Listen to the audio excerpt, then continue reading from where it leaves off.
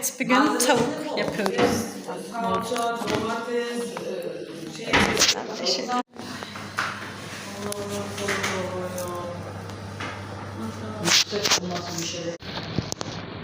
Evet, aşçılık kursundayım.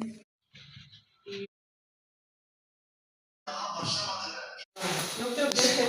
Tamam çiçek güzel tutuyor. Benim güzelim de var ya. Bir tane bana verdin güzel miydi o? Ha? Çiçek. Elini şey yaptım ben. Patlat. Korkmaz patlatsa. Sandı. Kadriye alımdan almış. Arkadaşlar bunun içine koyuyor. Sığıyorlar mı? Sığıyorlar. Başka bir olsun.